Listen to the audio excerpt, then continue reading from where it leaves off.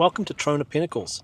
We were traveling from Joshua Tree up to Death Valley National Park, and I realized that we were going to be passing through the area where the Trona Pinnacles are, and I thought we'd just make an impromptu visit. So here we are. These pinnacles are in the California Desert Conservation Area, and the surrounding area became a National Natural Landmark in 1968. There's more than 500 tufa spires, some as tall as 140 feet. It's a fascinating otherworldly place that is featured in TV shows, movies, and commercials.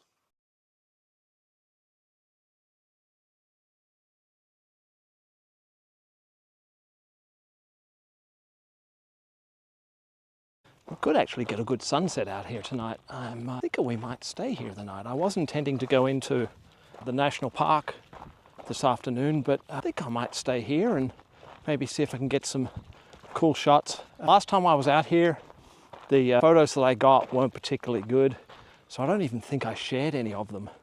I think maybe there was a couple of selfies or something like that that I shared, but I don't think there was really anything that I took with my big camera that was of this area. So I might stay here tonight and see if I can get some sunset and maybe some sunrise photographs in the morning as well. So yeah, we might do that.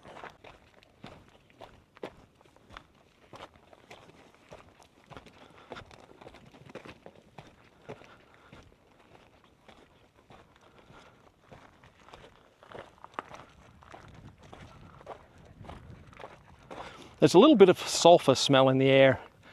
There is some water around here, and I think that sulfur smell is coming from that.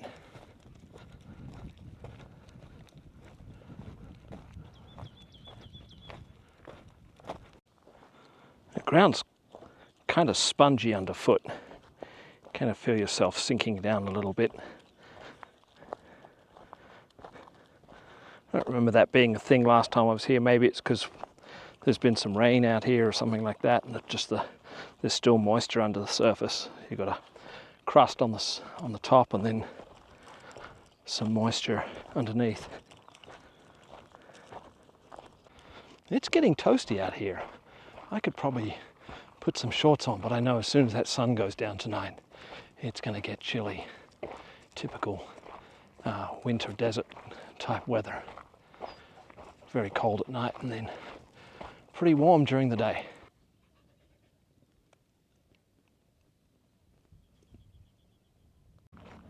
So I think it's time to find ourselves a spot to camp for the night. Where we're at right now would be fine, but kind of in the middle of a bunch of crossroads, so it might get a little bit noisy sometimes. So we'll see if we can find somewhere out of the way and get ourselves set up and get the solar panels hooked up and getting some charge into the batteries and do a little bit more exploring.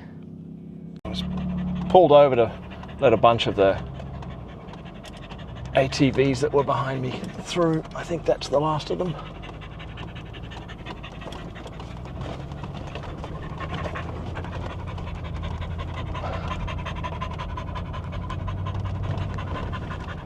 You hot, miss thing? Huh? You a hot dog?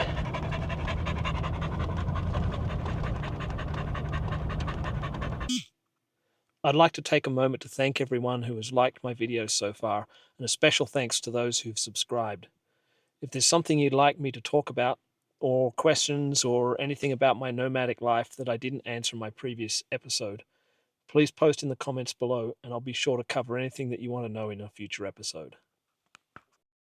Probably isn't going to be much of a sunset tonight. The clouds really moved in this afternoon, and the sun's right behind me at the moment, and it's almost completely blocked by clouds, so we're probably not going to get much of a sunset. Ironically, I was at Joshua Tree this morning, and my app that I use to track sunset is saying that it's going to be fantastic there, so just my luck.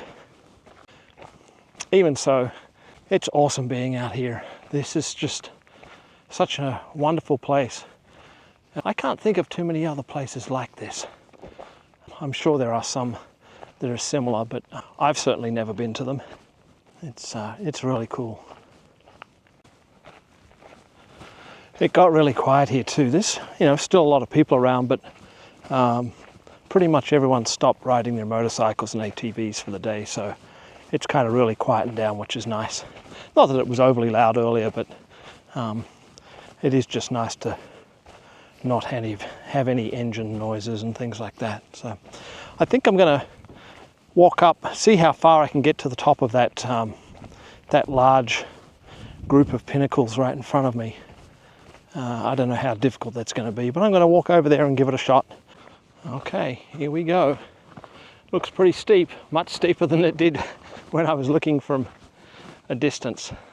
So maybe I don't get all the way to the top. Maybe I just get to this first little valley right here. We'll see.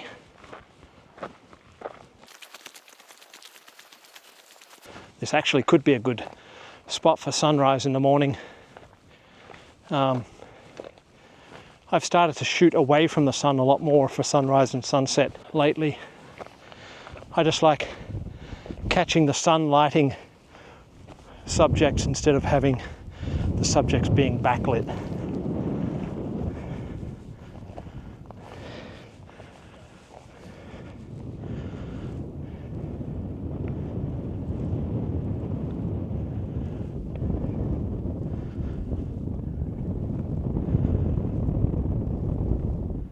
I don't have my camera bag with me, so this is going to be tricky to get up without having the camera bag. I might be able to get up there, but yeah, I've just got my camera on a tripod and that's it. I didn't feel like lugging the entire camera bag with all of my gear. This actually is not a bad aspect here. Not really enough separation between the pinnacles towards the back there. There's not a lot of separation between them and the mountains. The colours are fairly much the same, so I'm not too sure that this is going to work particularly well. Like I said, it might make a good location for sunrise in the morning. Getting the tops of those pinnacles, just catching the first light of sun. So that may be an option for me in the morning. We'll see. My camp for the night is way off in the distance there. If you can see that smaller pinnacle, there's a vehicle parked right next to it. If you look kind of directly above that, you can see my 4Runner parked there. That's where I camped for the night. I've thought about it, I've considered my options, and I'm not going to try climbing up there with just my tripod slung over my shoulder. I'll make sure to bring my camera bag with me tomorrow and try again then. Maybe do this area for sunrise. I was going to fly the drone tonight too, but it got a little windy. So I've moved down from where I was up there to the ledge area below. And I think I kind of like this shot right here. Got some really nice dramatic sky in the background, and I think I'm going to try to aim for just getting those two pinnacles in the shot. I don't have a very long zoom lens. It's only a 35 to 70 millimeter lens on my camera, so I may not be able to get it in tight enough, but that's kind of what I'm looking at, is getting those two pinnacles isolated in the shot. And there's way off in the distance on the left hand, probably on the left hand edge of the frame right now, there's some kind of manufacturing plant. I don't know what it is. I'll have to look it up and try and find out, but yeah, there's a manufacturing plant off in the distance there, and I'd really like to not have that in the background if I can avoid it. But anyway, that's kind of the shot that I'm about to get set up here. So I can't quite get the shot that I'm looking for. I'll probably have to crop it a little bit once I get it on the computer, but I think that could be quite nice with that really Payne's grey type cloud in the background with the tan rock. I think they're nice colours together. It's a pity the sun's not out where that is really lighting up that rock, but we work with what we've got. I changed my crop in camera to a square crop Not sure which one is the best at this moment, so I'm going to take one of each and we'll figure it out later. Okay, I'm not really seeing anything more up here that's inspiring me, so I'm going to head back down and take a walk around the pinnacles and see if I can find something else to shoot.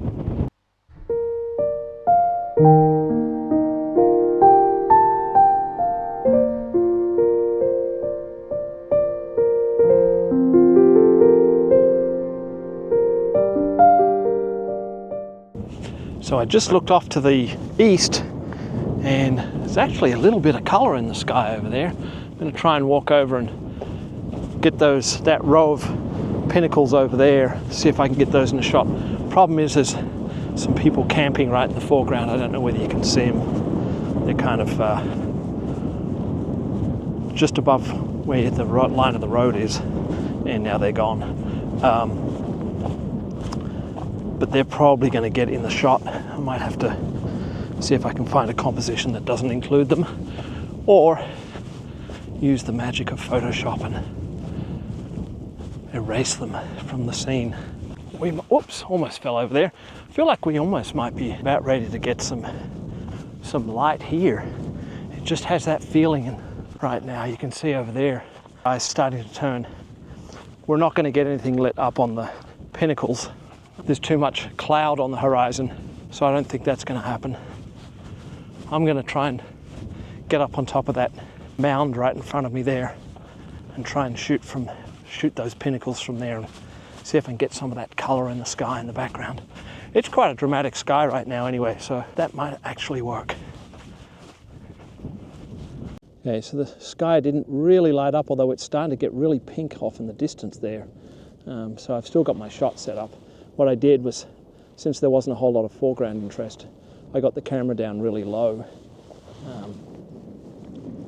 So you can see the tripod's got the legs way spread out, and I've got a little bit of that cracked dirt in front of in the foreground there. So hopefully that works. I'm going to do focus bracketing so that I get the whole scene in focus.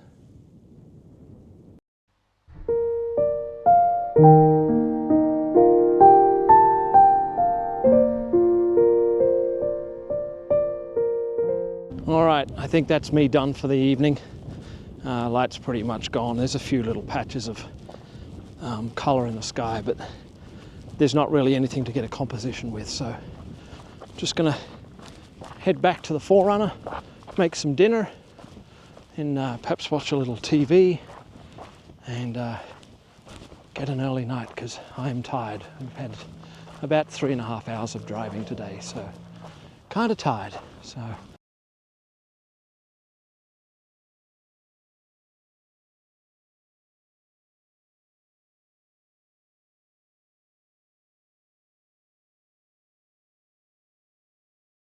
hey, what are you doing?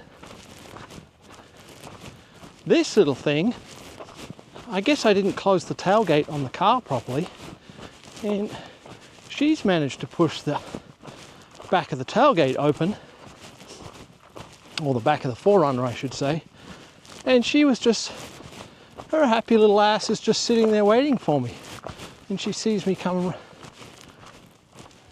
walking up. I thought I saw her, and I called out and she came running to me. That little rat bag. She's an escape artist. Absolute escape artist.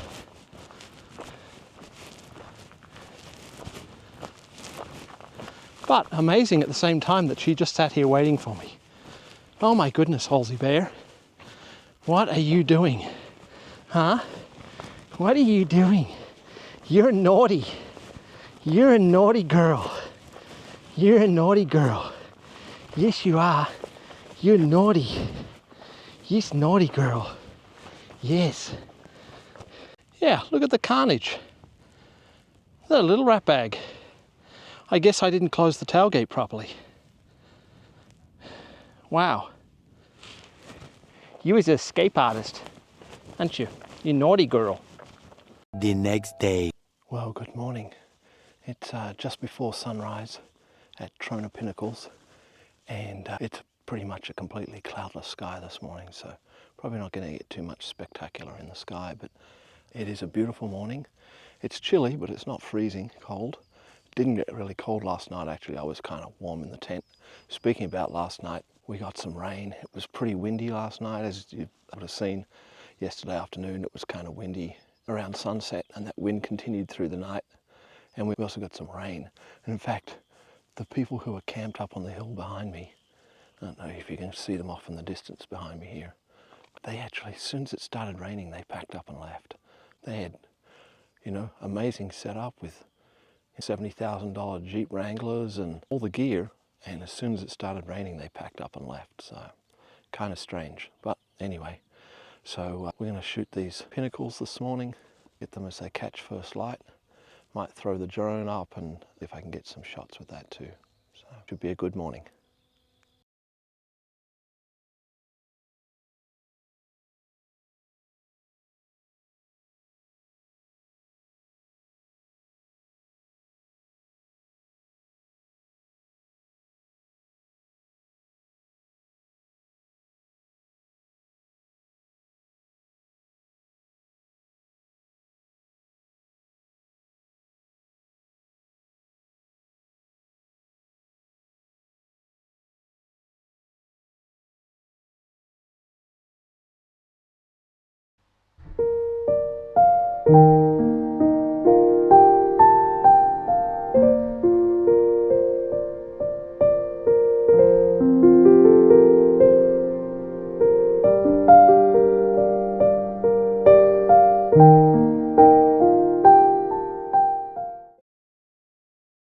Our impromptu visit to the incredible Trona Pinnacles has come to an end.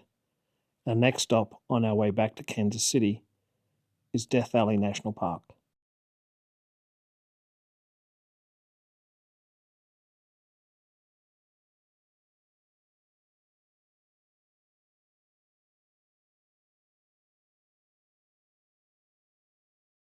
As we head out of this amazing place, I'll leave you with a couple more images and another look at my favorite image from the last couple of days. Thank you so much for watching. If you enjoyed this episode, don't forget to hit the like button. And if you want to keep up to date when new episodes come out, subscribe to the channel.